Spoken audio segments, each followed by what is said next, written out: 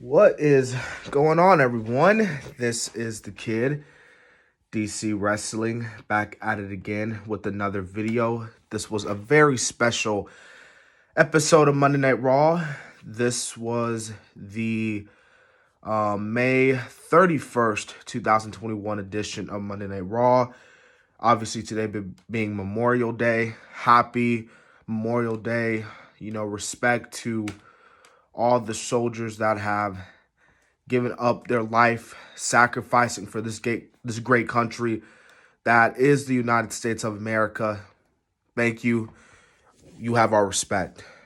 Now, before I again get into this Raw review, there is one more thing that I have to say.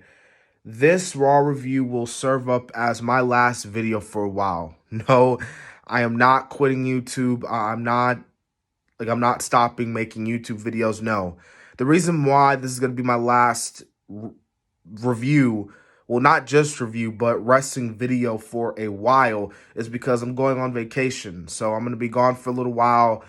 And because of that, I'm not going to be doing any videos or wrestling reviews or stuff of that nature. So do not expect any videos of me for this whole week or next week as well.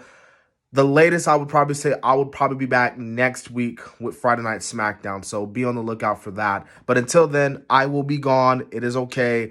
DC Wrestling will still be here. You can just go back and watch my old videos if you want to. Anyways, we kicked off the night with the Miz TV. Yes, the Miz is back.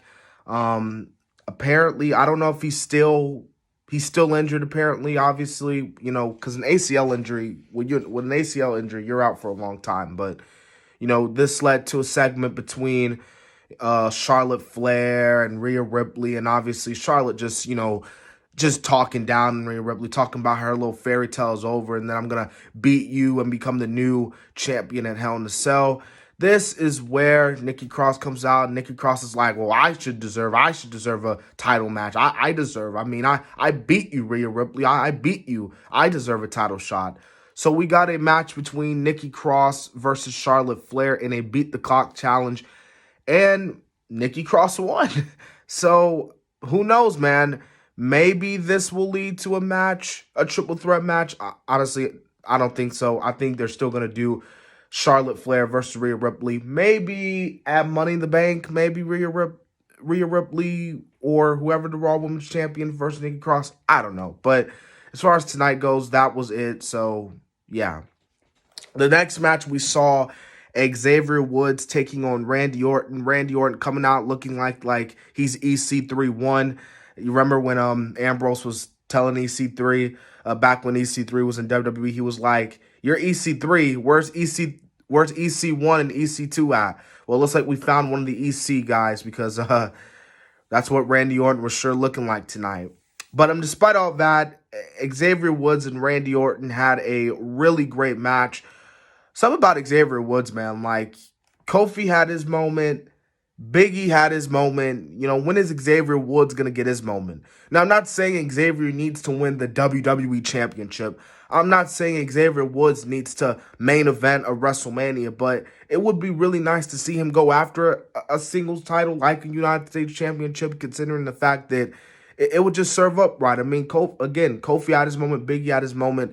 It's going to come down one day to where Xavier Woods has his moment. But nonetheless, man, Randy Orton gets a win in what was a really great match. We see Reginald versus Shayna Baszler. This match was really nothing, obviously. Reginald gets the win here because of the explosion. And again, this is pointless. I'm not going to go into this because, again, this is pointless. You know, Shayna taking the loss here. Poor Shayna. You got to feel for Shayna because Shayna was being built as this dominant badass in NXT. And then she comes here, and she was even being built up, and then she loses at WrestleMania to Becky, and now she's in this crap. It's just like, you know, it's hard for me to, again, to take not Rhea, but Shayna seriously. We got a tag team match play-up between T-Bar and Mace versus Lucha House Party. T-Bar and Mace, you know, it's just cool. But it was an okay match, to say the least. This was more of T-Bar and Mace getting a dominant win. But at the end of the day, I just can't take T-Bar and Mace with this retribution gimmick. I think they would be so much better if they just, where T-Bar was, Dominic Dijakovic and Mace was, Dio Matt, and it would just be better for me. Okay, so after this, we get Sheamus versus, well, it seemed like we were getting Sheamus versus Humberto Carlito, but we did get that, but for that, we got Sheamus versus Ricochet, because Sheamus was talking about how I can beat both Ricochet, and Humberto Carlito. What was an okay match? Ricochet does get the win here. Sheamus takes on Humberto Carlito, where Humberto Carlito gets the win here, so who knows, man? Maybe this will lead to a triple threat match at Hell in a Cell. I don't know. We're going to have to see what happens. We had an Evolution, another vignette, this time with Eva Marie in the ring.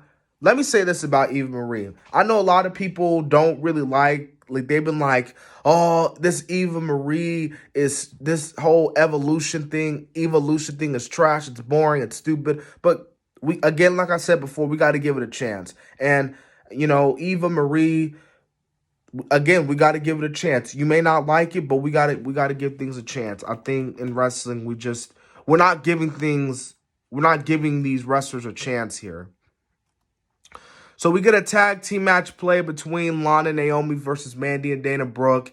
Yeah, this didn't really mean anything. Dana Brooke and Mandy get the win here, so it's seemingly like they're going to be the next challengers for the women's championships. But as far as this match goes, nothing special to it. Again, Dana Brooke and Mandy Rose getting the win here. The next match, we had a very short match between Shelton Benjamin versus Cedric. Cedric just poking the eye, and boom, yada boom, he gets the win here. So,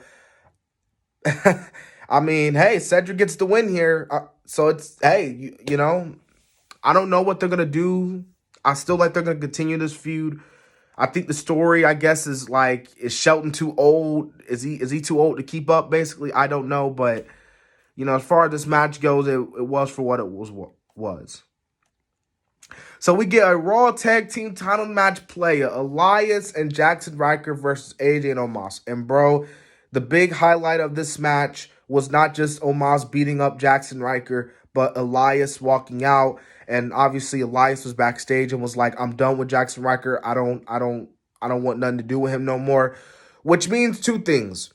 Number one, either we're getting an Elias versus Jackson Riker feud, or number two, Jackson Riker's getting released. Me personally, I think Jackson Riker's getting released. And it's like, there's nothing you can do with him. There's like, I don't care about Jackson Riker. I really never cared about Jackson Riker. The Forgotten Sons had a little potential, but now that the Forgotten Sons are forgotten, it's time to get rid of Jackson Riker. But maybe, who knows? Maybe he's not getting released. Maybe he does get that feud with Elias. So I don't know. We get a little Alexa Bliss Reginald segment, which leads to, obviously, Shayna Baszler just beating up Reginald. And we get the number one contenders match between Kofi Kingston versus Drew McIntyre, the main event of tonight.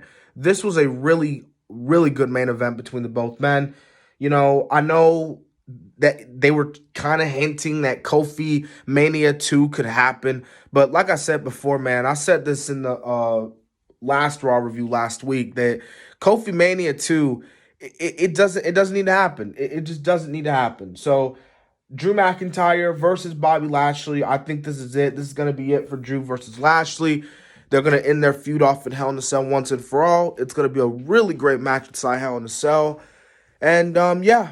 So that was my Raw review. Again, this is going to be my last review for a while with me going on vacation.